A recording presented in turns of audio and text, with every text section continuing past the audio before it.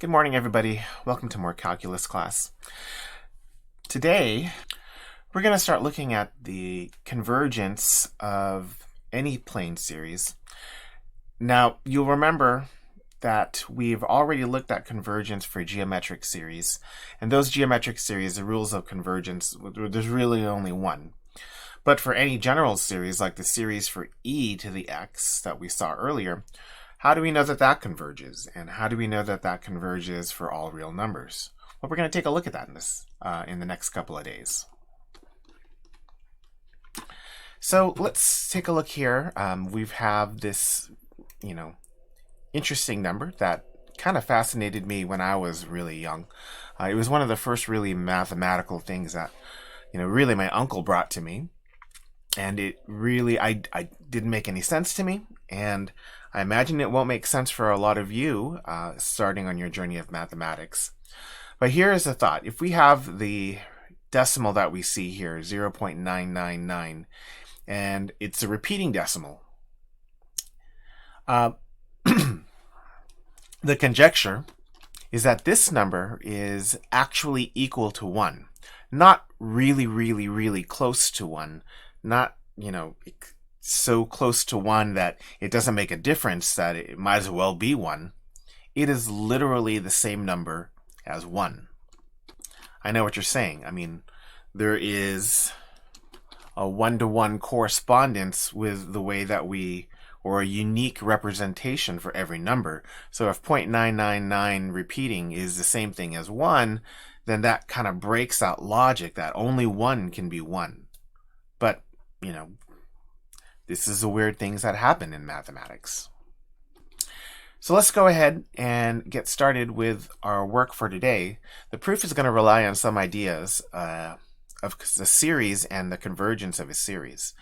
Just to recap here, the series AN is going to converge to M if and only if the limit of the sequence of partial sums also approaches that number M. So that's a really difficult way to do this, to do business here, because we have to first find the sequence of partial sums, and then we have to show that that sequence also has a limit. So an expensive way of doing things, because it relies on us to be able to find that sequence of partial sums, and that may or may not exist. The sequence may or may not exist. The limit, yeah, I guess that too may or may not exist. But we may or may not be able to find that sequence of partial sums. This is not the way we're going to do things in this chapter. So don't get attached to it. We saw earlier that if a series is going to converge, then those individual terms need to approach zero.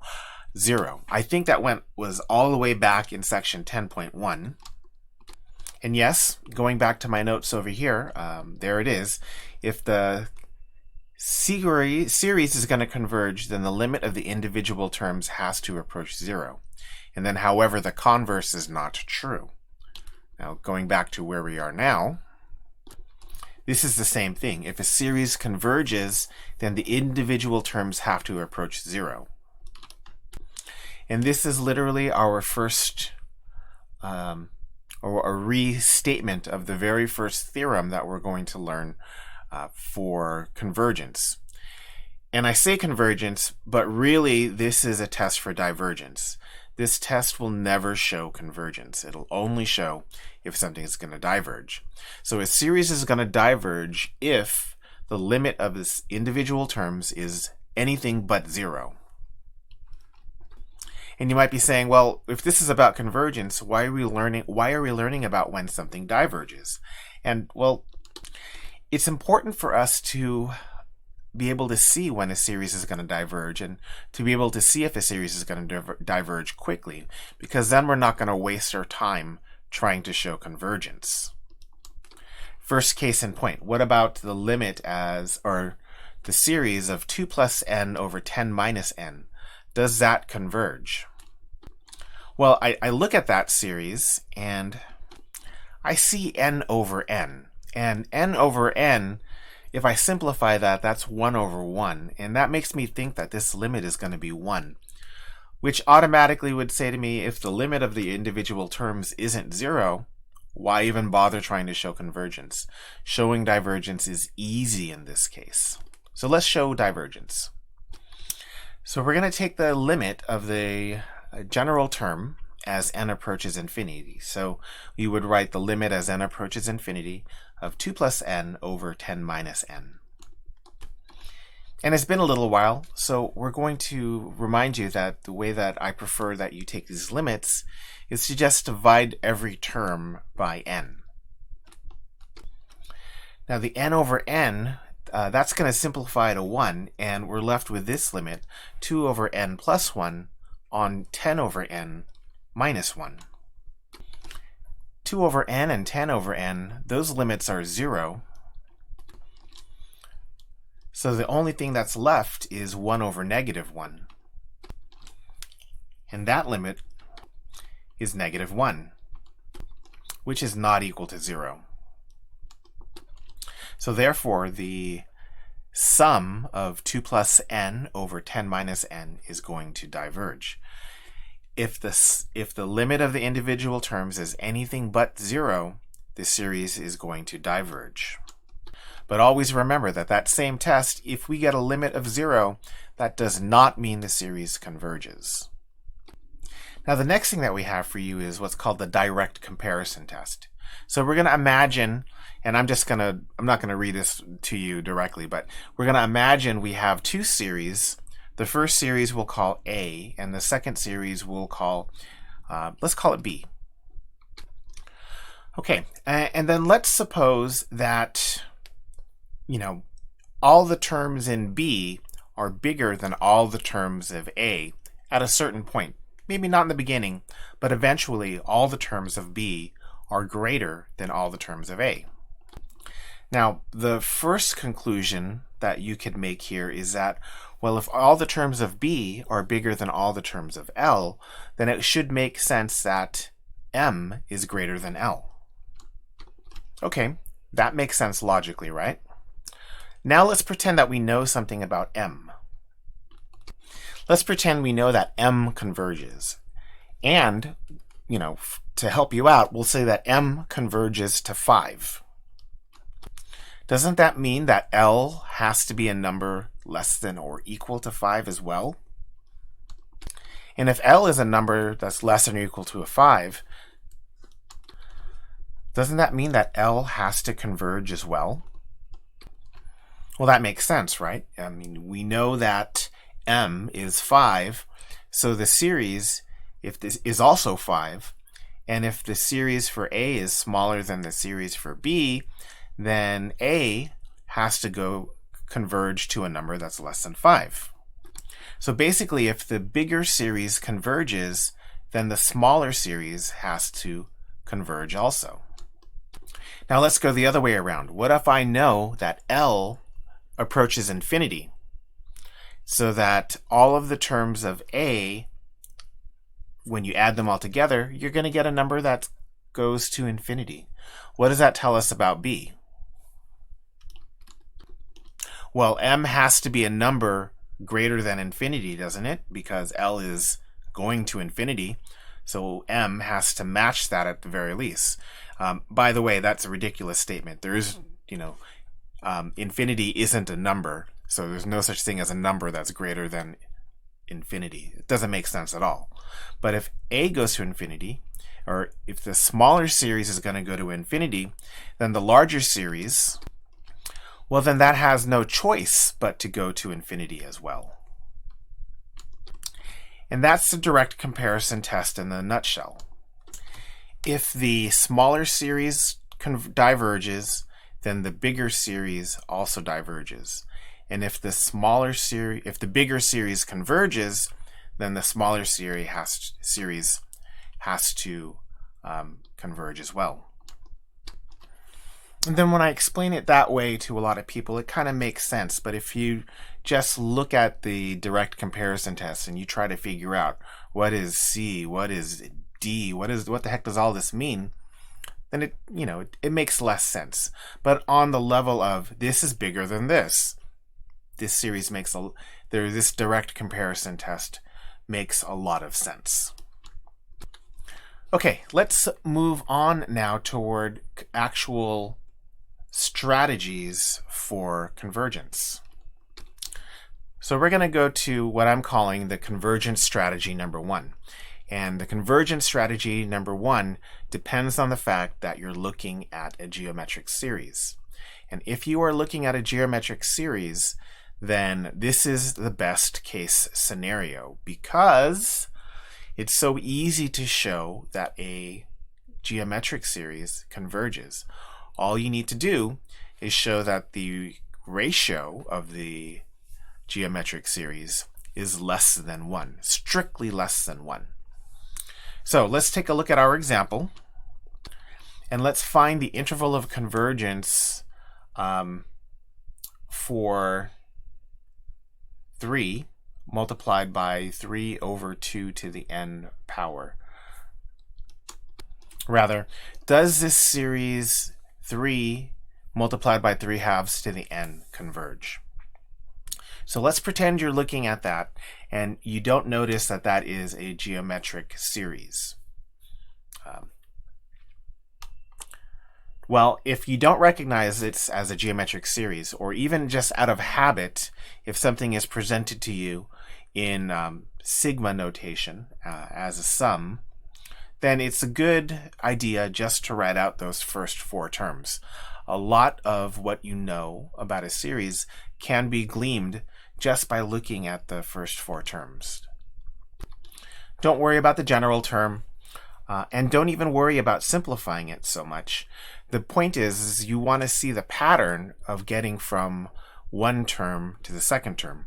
What's the pattern of getting from 3 to 3 multiplied by 3 halves?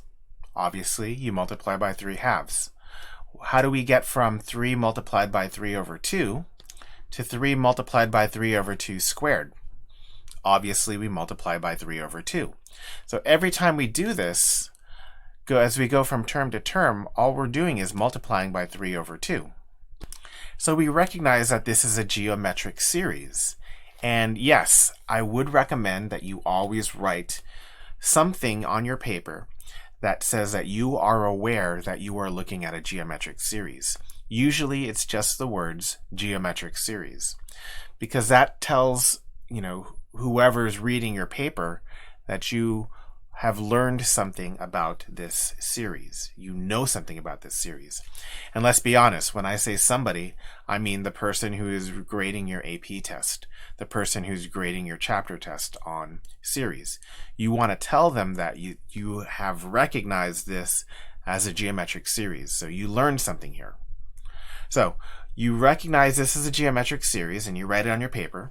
And the next thing to do is identify the ratio of the geometric series. That's the most important part of the geometric series.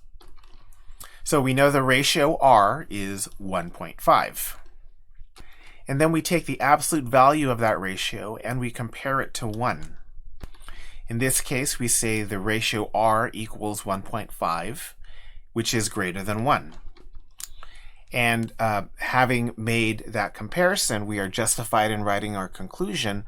Therefore, this series, sigma 3 halves to the n, diverges. And that's it. Of course, if you found the ratio, the absolute value of the ratio was something less than 1, then your conclusion would be that the series is going to converge. And we haven't seen a lot of that yet. Hopefully we'll see some of that later. And that brings us to convergence strategy number 2. In the classroom, most of the time I say that this is the big gun. If you need to show that something converges, this is the test that you're most likely going to use. I mean, if it's not a geometric series, then this is the test, and that covers most of the things that you're going to see. In any case, this is the big gun in your arsenal. So you're going to be using this a lot, and it's called the ratio test. The ratio test works really well if you have exponential functions or if you have factorials. So keep that in mind analyze the function. If it looks like it has a factorial, just go right to the ratio test. If it has an exponential function, maybe not immediately go to the ratio test because that could still be a geometric series, but the ratio test should definitely be on your mind. The ratio test works like this. We're going to take a limit of the general term of a series, the n plus 1th term, over the nth term. So we create this ratio of the next term over the current term, and we find that limit. If that limit is between 0 and 1, then we say that the series is going to converge. Very conclusive in that case. If that ratio, the limit, is greater than 1, then the series is going to diverge. Conclusive. However, if that limit happens to be exactly equal to 1, then the ratio test is inconclusive. Rats. So we hope that we get situation 1 or situation 2, and if we get situation 3, where the ratio test becomes inconclusive, we've got to try something else. And to just kind of pre-warm you for 10.5, situation 3 is exactly what we're going to look at in 10.5. But 10.4, we're basically going to be looking at situations 1 and 2. So all of this sounds great except for case 3, and if the limit is exactly equal to 1, then we wasted our time with the ratio test, right? Well, no. Especially if you're looking at the series that's a power series. When you look at a power series, then the ratio test becomes extremely important. So we haven't gotten there yet. We'll get there. Let's move on a little bit. Does this series converge? N, 3 to the n over n factorial, does that converge? Well, always check. Is this a geometric series? I think you see the factorial in there, so the answer is going to be no, but we're going to write the first 4 terms just to check.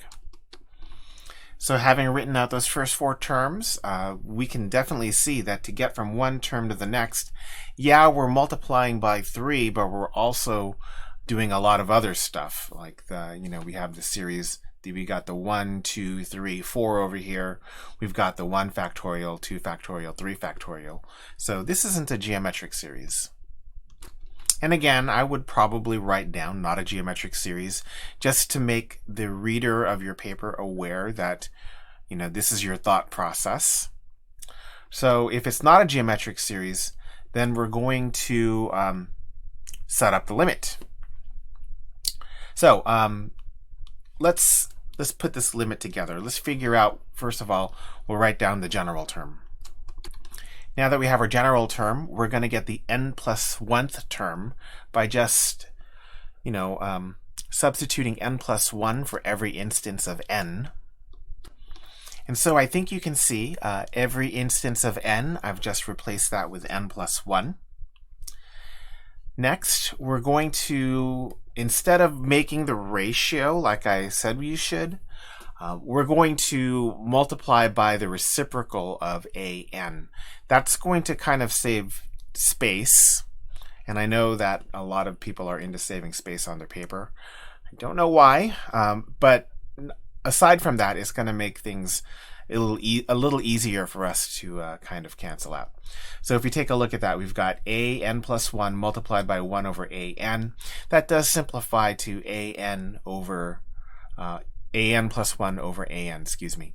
So let's multiply those two things together. And whoa, you've got kind of a smorgasbord of different math concepts here.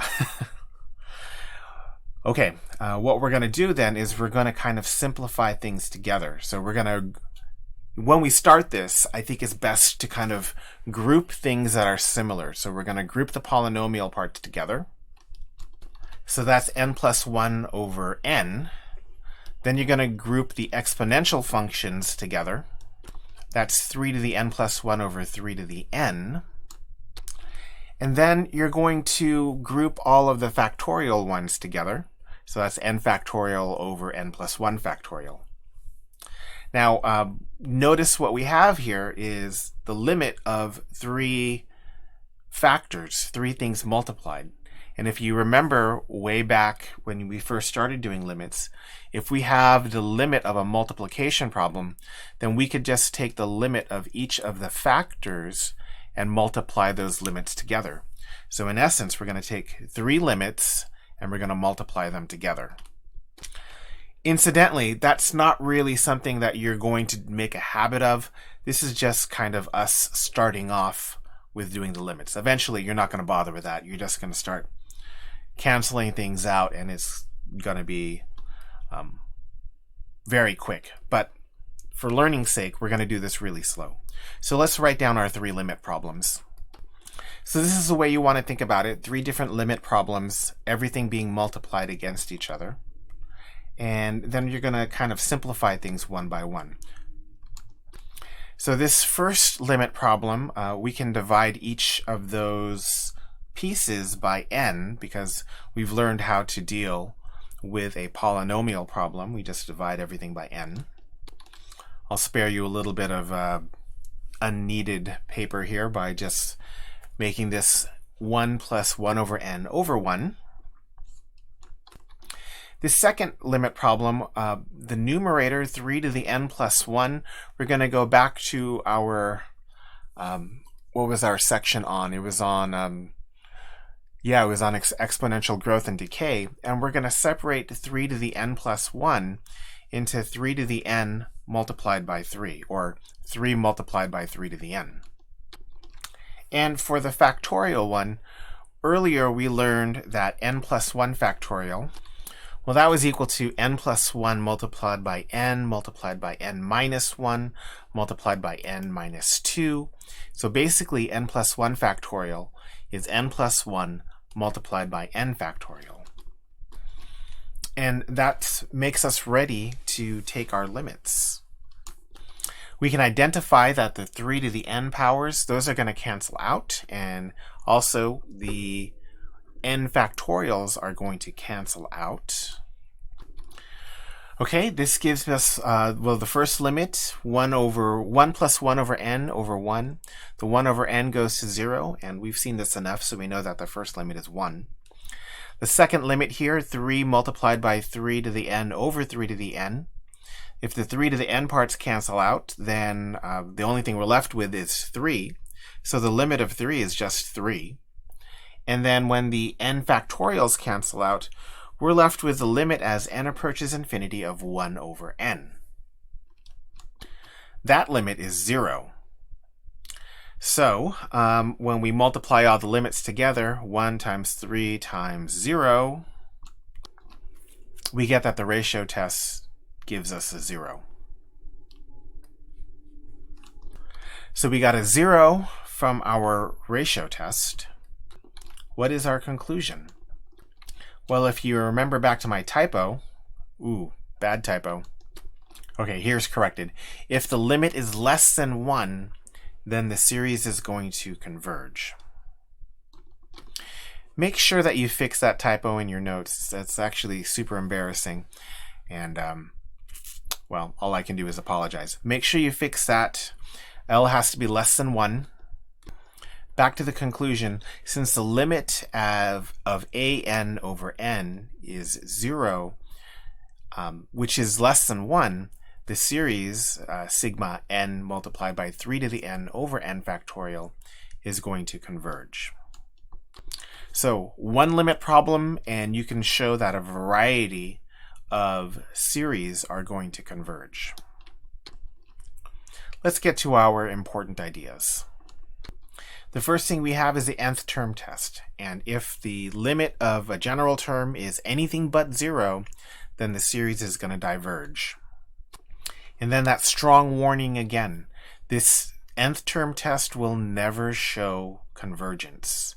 If you try to show me convergence by using the nth term test, you're going to be wrong. This brings us to convergence strategies number 1, which would be a geometric series. So suppose we have a series that is a geometric series. Well, then that series is going to converge if and only if the absolute value of the ratio is less than 1.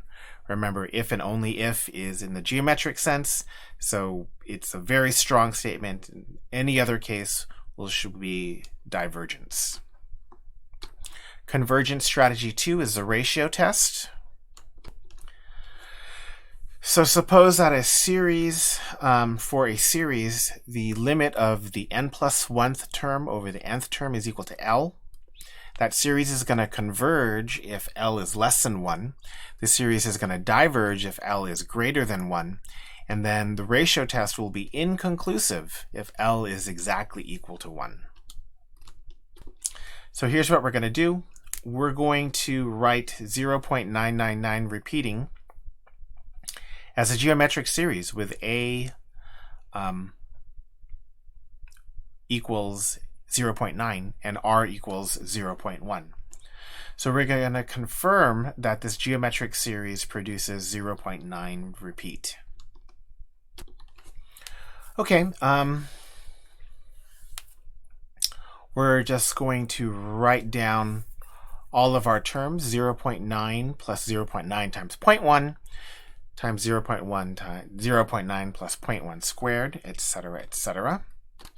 Expanding that out, we get 0.9 plus 0.09 plus 0.009, and I think you can see where this is going.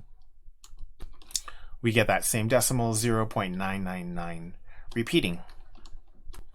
Okay, does this geometric series converge?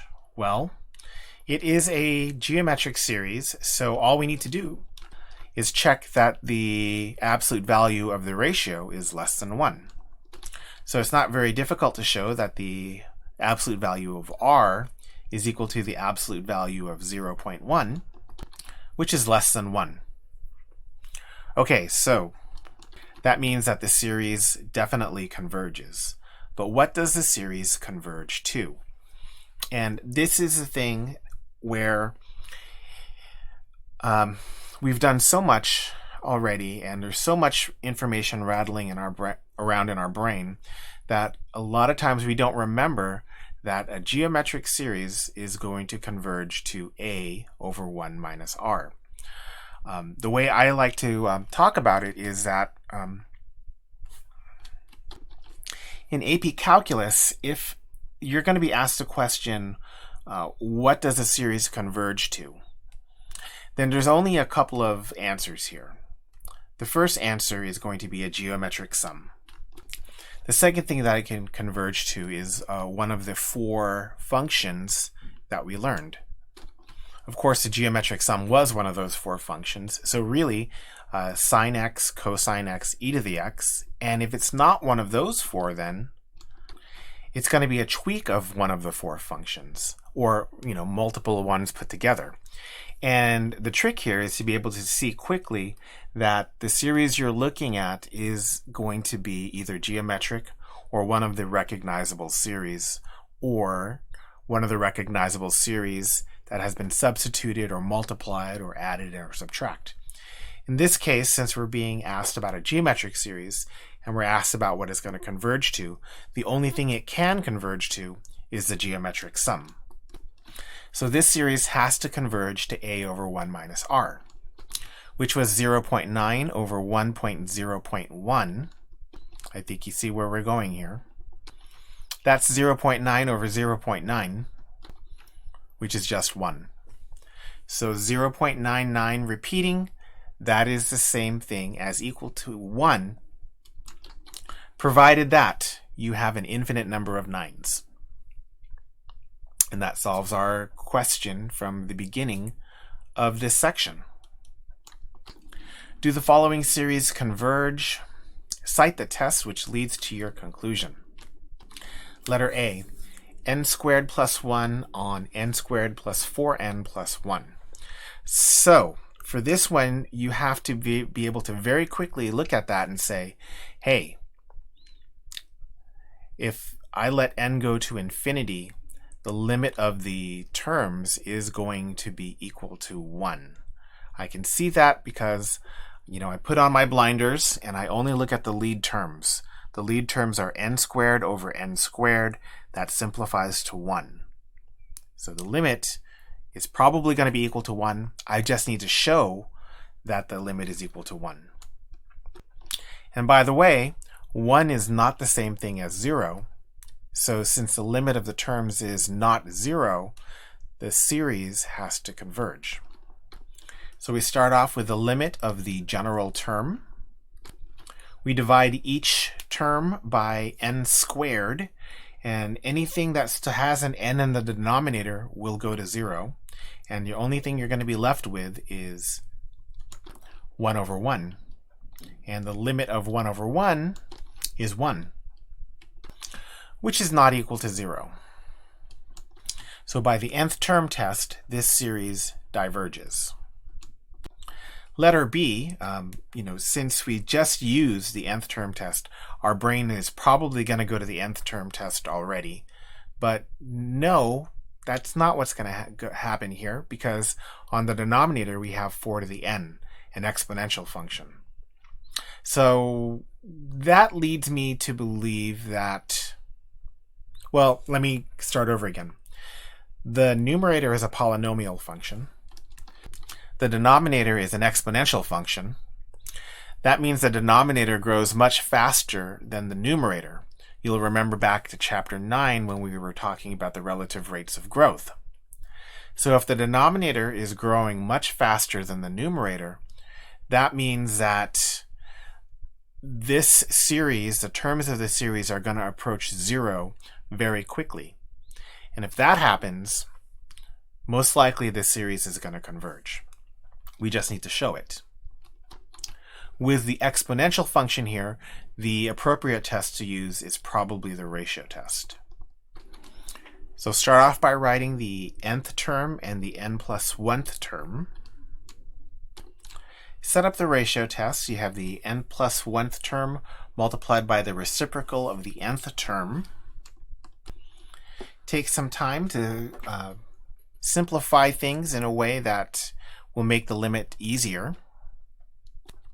We notice right away that the 4 to the n powers are going to cancel out. And once we divide everything in that first factor by n squared, we can see the limit here is going to be 1 multiplied by 1/4. So the limit of the ratio is 1/4.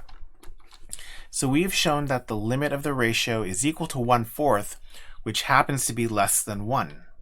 And so by the ratio test, that series has got to converge.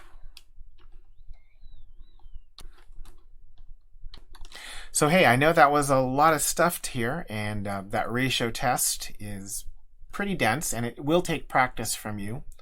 But really learning how to utilize the ratio test is going to be a key here for you, especially as we move forward into power series, which, if I'm looking ahead, that's what we're going to do on our next lesson, the ratio test as it applies to power series. So get used to the ratio test, and I'll see you next time here in calculus.